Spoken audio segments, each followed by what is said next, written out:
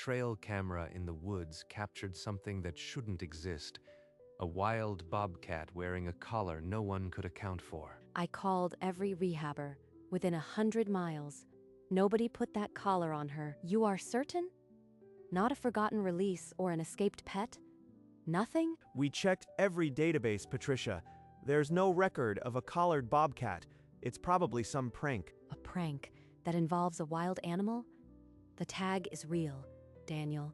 I saw the photo. She hiked to the exact tree where the camera hung, hoping for another image, but the forest stayed silent. The bobcat had already moved on, her collar hidden in the shadows, her story sealed in fading nylon. Someone put it on her. Someone knows.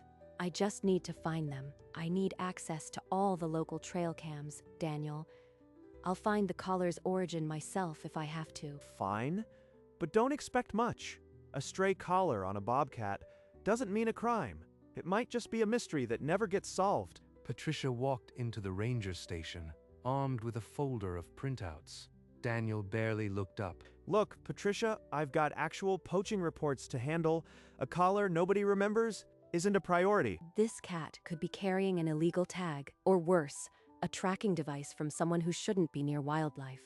Just give me the raw images. Fine. The server's in the back, but you are printing everything out. No copies leave this office. On a monitor in the back room, Patricia scrolled through the trail cam feed. The bobcat appeared again, motion blurred but closer this time. There, the tag is turned toward the lens. If I zoom in just a little more, look at this, a partial serial number, SWS. I can make out a 1 and a 4. This isn't decorative. Could be from a pet registry or a vet or a research collar that someone forgot to log. Don't get your hopes up. Hopes are all I've got. I am going to track this number. If it leads anywhere, I'll find it. She copied the digits into her notebook, the only tangible lead in a mystery that was already becoming an obsession. At her desk that night, Patricia fed the partial code into every database she could access, chasing a ghost in the digital dark. SWS -14. Silver Creek Wildlife Sanctuary, closed in 2012. That has to be it. Daniel, I found it. The serial prefix matches a sanctuary batch number, Silver Creek, 2 states away. Silver Creek? That place has been shut down for over a decade. You are chasing a dead file. A dead file doesn't mean a dead end. If they collared a bobcat, there's a paper trail. I am going there. That's a 12-hour drive for a box of old paperwork that probably got thrown out when the place went under. She printed an archived map, the sanctuary's boundary lines faded, but still visible, and booked a motel room on the edge of nowhere. The collar didn't put itself on her. Someone at that sanctuary knows. With Daniel's warnings still in her ears, she packed her car at dawn and pointed west, leaving the known world behind. The bobcat was somewhere out there, still wearing the mystery that had become Patricia's sole purpose. The sign was barely legible. Silver Creek Wildlife Sanctuary, swallowed by kudzu and time. She walked through empty enclosures, rusted cages leaning into the earth. Nothing lived here now but memory. If anyone kept records after a place this ruined, they'd have to be buried in someone's attic. You looking for the old sanctuary? Not many folks ask about it anymore. It closed years ago, took a piece of this town with it. I found a bobcat wearing one of their collars, hundreds of miles away. I need to find out who handled their releases. Well now, that's something. The only person still alive who kept those records is Evelyn Castor. She was their last keeper. Evelyn Castor? Where can I find her? She's got a cabin up the old fire road, about 5 miles past the reservoir. She keeps to herself, but she might talk if you bring that photo. A fire road, a cabin, a woman who might have the key. That's more than I had this morning. The fire road twisted into deeper silence, shadows growing long as Patricia drove toward the unknown. The cabin appeared through the trees, smoke curling from its chimney, a lantern flickering in the window. Who's there? I don't get visitors. My name is Patricia Meehan. I am a volunteer researcher. I am looking for someone who worked at Silver Creek Sanctuary. Silver Creek's been gone for years. Nothing left to say. I found a bobcat wearing one of your collars, hundreds of miles away. I just need to know who she is. The door opened a few inches. Evelyn's eyes went from the photo to Patricia's face, and something cracked behind them. Where? Where did you get that? Trail camera. The serial is still legible. SWS -14. Please, anything you remember. I kept everything. All the records. I thought nobody would ever ask. She stepped aside, and Patricia entered the cabin that held the last answers of a forgotten sanctuary. Evelyn led Patricia to a back room crammed with cardboard boxes, the air thick with old paper and memory. I couldn't throw it away. Every record, every log. They're a part of me. The sanctuary's whole life is in these boxes. Somewhere in this pile is the proof. I just have to find it. She pulled out a box labeled 2013, the year the sanctuary closed, its tape brittle and breaking. This is it, the final year. If your Bobcat was here, she'll be in this logbook. The logbook's pages were yellowed but crisp. Evelyn's finger traced down a column of serial numbers. Here. SWS -014. Bobcat cub, female, collared, released the 14th of April, 2013. That's her. We never took the collar off. The sanctuary closed so fast. I always wondered if she made it out there. 11 years. That collar's been around her neck for 11 years. The serial matched. SWS -014. The Bobcat was rehabilitated here and released as a yearling. The mystery of the collar was solved, but a larger question spread across the map. Patricia stepped onto the cabin porch, phone in hand, the logbook entries still burning in her mind. Daniel, I found her. A bobcat cub, collared and released by Silver Creek in 2013. She's been wearing that collar for 11 years. You are serious? That's not a lost pet. That's a dispersal record. No one's ever documented a bobcat covering that distance. The release site is over 400 miles from the camera that first caught her. She's been on the move for a decade. This isn't a dead file anymore. If we can connect the dots, this is publishable science. Help me map her route. We need trail cam footage along possible corridors. If we can trace her path, we have proof. I'll pull the state's camera network maps. We can cross-reference sightings. This could be bigger than either of us thought. He finally believes me. Now, we just have to find her again. Together, they plotted a grid of camera placements along the most likely dispersal route, hoping to catch a glimpse of the wandering bobcat. We need hard evidence of her route. Without that, it's just a story. Let's get to work. Patricia walked the forest path every few days, checking the trail cameras they had positioned along the river corridor. On a rainy afternoon, she knelt beside a muddy creek bed and removed the memory card from camera 7. Please let there be something. Anything with a collar. She sat at a makeshift desk under an awning, the laptop's screen glowing in the dim light.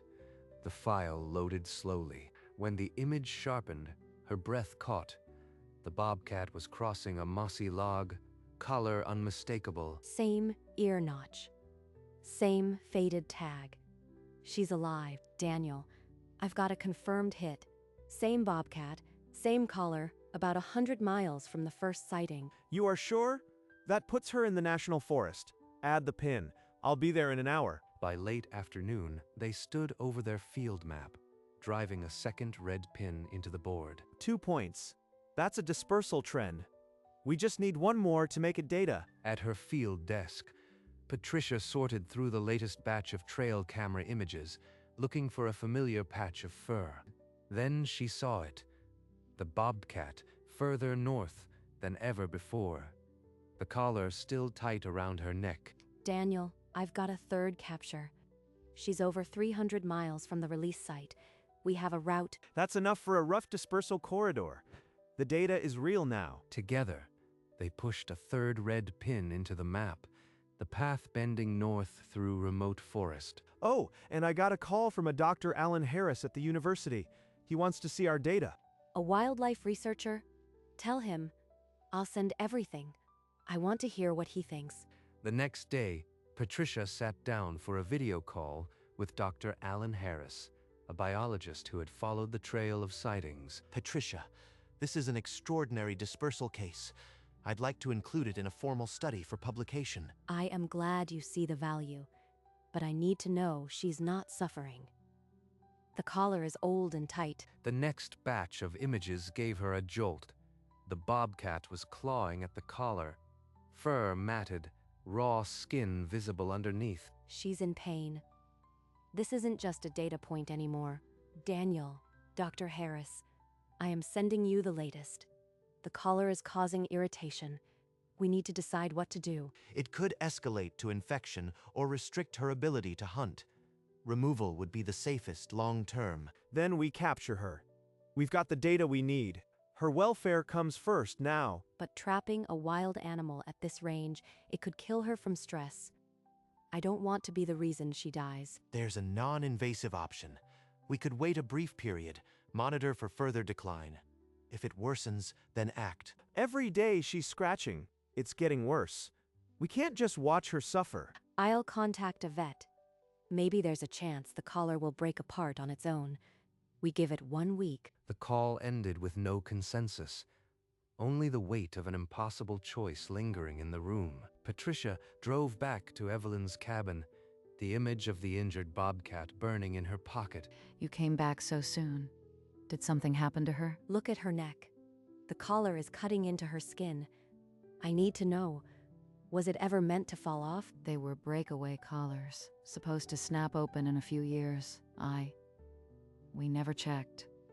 The place closed so fast. If I had known it would last this long, I would have taken it off myself. But the funding was gone. Everyone scattered. Then, it's not just old. It's a trap that never opened. We have to act. Evelyn, I think we have no choice but to try and capture her. The collar needs to come off. But you said the stress could kill her. Yes, but leaving it on could kill her too. At least this way, we give her a chance. The team was still divided, but Patricia's voice had changed. She was no longer asking. She was telling. They gathered on a video call, the three of them staring at the same image, a bobcat scratching a collar that was never meant to last. We have to act. The longer we debate, the worse she gets. Patricia, a capture could kill her. Bobcats have died from capture myopathy. It's not a risk we take lightly. I wanted to capture her before, but Harris is right. We need to be smart about this. One wrong move and we lose everything. And if we wait and she dies from infection, what then? We'll have a map of her route and a carcass. Then I propose a compromise. We wait 1 more week, then check the next camera. If the skin looks worse, we capture. If not, we trust the process. Another week of waiting. But he's the vet. Fine, 1 week. But if that camera shows any worsening, I want a team ready to go. I'll coordinate with the capture team. We'll be on standby. The plan was set, but each of them felt the weight of the gamble. In 7 days, they would know. Before the week ended, an unexpected call stopped Patricia's watch. A hiker had walked into Martha's store with something she never expected to see. Patricia, someone just brought this in. Found it on the ground near the river trail. It's a collar with a tag. I am on my way. Don't let anyone touch it. She drove faster than she should have. The image of the collar loose in the leaves overtaking the fear she had carried for days. Is she hurt? Or did it just finally snap? Says WS, negative, 014. It's the same one, Daniel. The logbook. She's free. Daniel arrived within the hour, and they stood together in the quiet store. The collar sealed in an evidence bag, final proof of a journey no one could have predicted. No sign of injury on the collar. It probably just wore through. She's out there now, collarless. She shed it like it was nothing. 11 years, and it fell off when she was ready. The bobcat had vanished into the wild again, untagged and unknown, leaving only the artifact that would rewrite what science knew about her kind. Early the next morning, Patricia and Daniel hiked to the river trail where the collar had been found. boots crunching on fallen leaves. I'll take the east bank. You check along the water's edge. She might have left prints. They fanned out in the mist, calling softly, scanning the mud for tracks. But the river had erased any trace. Nothing. Not a single scat, not a fur tuft. She's moved on. She's out there somewhere, whole and wild, and I'll never see her. Patricia, we've got 3 camera points and the collar itself. That's more than anyone ever thought possible. Maybe it's enough. I know, but I wanted to see her, just once, without that collar cutting into her neck. The data will show the world what she did. That's her legacy. Then we write the paper. We tell her story the only way we can, with science. They walked out of the woods together, leaving the bobcat to the life she had reclaimed and carrying the proof that would change how the world understood her journey. The journal article appeared on a Tuesday, dry and precise, but it carried a photograph that no one could ignore. She didn't ask to be tracked.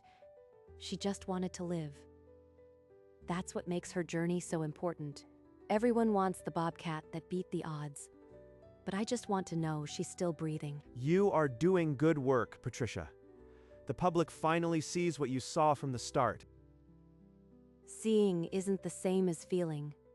I held her collar, but I never got to hold her gaze. The data is solid, Patricia. That's what matters for conservation. He's right, but science doesn't fill the space she left. The interviews multiplied. Patricia answered the same questions over and over, becoming the face of a cat she never touched. I don't own her story. I am just the person who wouldn't stop asking. The public had their answer. A bobcat traveled 500 miles. Patricia had hers. She wasn't finished yet. Late one evening, Patricia opened an email from a hiker who had no idea what he'd captured. The attachment loaded slowly, and then it revealed a bobcat in mid-pounce, sleek and muscular, with no collar. The ear notch. It's her. She's alive. She's perfect. Daniel, it's her. I am sending you the photo now. No collar, no limp, just pure wild. I see it. Same notch. She's put on weight. You were right to wait. She forwarded the image to Evelyn, who called back minutes later, her voice shaking. I always hoped she'd make it. I just never thought I'd see it. That photo is proof, not just for science, but for me. She pinned the new sighting on her map, a final dot not at the end of a road, but at the beginning of a longer story. The bobcat remained invisible, but Patricia had finally seen her. A few days later, Patricia sat at her dining table, the map with its red pins on the wall behind her, and began to write. She was never ours. She was never lost. She was just walking her own path, longer than any bobcat we knew. This is what I needed to say all along. Not just the data, but the why. She sent the essay to the magazine and a copy to Evelyn, then waited. The magazine published it a month later. When it arrived at Evelyn's cabin, she opened it with trembling hands. Evelyn's letter came on the same day. It read, "Dear Patricia, I've carried the weight of that collar for 11 years. Reading your words, I finally set it down." She felt it too. The need for the story to be more than science. We both needed that. To finally let the weight go. She placed the letter next to the collar in the evidence bag, the two artifacts of a journey that had no single owner. The essay ended with a simple line. "The wild keeps its own records. We only borrow them for a while." The full paper appeared in a leading wildlife journal, the collar photograph on its cover, the data no longer anonymous. Patricia, it's published. The dispersal data is already being cited. This is a landmark case. He couldn't have done it without you, Alan, or Evelyn, or Daniel. Within hours, the animated route map was shared across news networks. A red line tracing 500 miles of wild resolve. I never thought a stray collar would lead to this. The map is everywhere. You were right, Patricia. It's not just a map anymore. It's her legacy. An aerial view of the forest corridor she had crossed now carried her story in every frame, from the release site to the final camera. They're talking about her and the town where she was born. I heard someone say, the bobcat. that wouldn't stop. Patricia sat at her desk, the published paper open beside the evidence bag, and finally felt the weight she had carried for months begin to lift. The Bobcat's journey was now part of the record, a line on the map that no one could erase. They met at the old sanctuary gate, now just 2 posts in the weeds, and walked together to the release site. I brought a marker. Just a small one. I thought it was time. Together, they knelt in the soft earth and pressed the marker into the ground, a silent witness to a journey that started here. She's exactly where she's supposed to be. Wild. She's been wild all along. We just had to learn to see it. I should have done this years ago. But I'm glad it's with you. We both needed to come back here. Not to find her, but to let her go. They stayed in the clearing as the sun climbed, 2 women bound by a bobcat they would never touch. Thank you, Evelyn, for the records. For this. The marker said nothing of distance or data, only a name and a date, but it held the entire story. The last trail camera in the sequence caught her one more time, a full-grown bobcat, collarless, staring into the lens. In her quiet office, Patricia pinned the last red dot onto the map, the route now complete. The mystery that began with a faded collar on a wild creature finally had its answer. The bobcat wore a collar. Nobody remembers putting on her, until Patricia Meehan remembered. Not just a number, not just data, a life. She stepped back and looked at the line of red dots stretching across mountains, rivers, and time. She made it. And somewhere in the wild, a bobcat, whose story was once sealed in fading nylon, kept walking. The map was finished. The collar was in a drawer. The mystery was over. But the wild kept its own records. The bobcat wore a collar. Nobody remembers putting on her. But now everyone will remember her journey. The forest at dusk returned to its quiet rhythms, the drama of one collar fading into the rustle of leaves. Another trail camera, another bobcat, this one young, collarless, just starting her own journey. Patricia laced her hiking boots, not to investigate, but to walk. She moved through the trees without a map, listening to what the wild offered. The collar found its place in a glass case, a small plaque beside it. It read, "Recorded dispersal of Bobcat SWS -014. Discovered by Patricia Meehan. In the woods, deer walked where the bobcat had walked, and the earth healed over the tracks. At Silver Creek, the marker stood where the journey began, already weathering into the land. The wild keeps its own records, written in fur and instinct, never needing a line on a map, and the bobcat, wherever she was, walked on. In the quiet of the visitor center, the collar lay behind glass, no longer a hidden burden, but a public record. The plaque read, Bobcat SWS -014, a journey of 500 miles, collared as a cub, released as a yearling, and discovered by Patricia Meehan. No one remembers putting it on her, but now everyone would remember she wore it. Beyond the building, the woods held their breath. The same corridors of forest that had hidden her now carried nothing but wind and the faint, fading cry of a bobcat. She was out there still, unseen, untagged, and utterly free. A life measured not in miles, but in resilience. Her story, a thread of nylon and ink, no longer needed to be told. The bobcat wore a collar nobody remembers putting on her, because Patricia Meehan remembered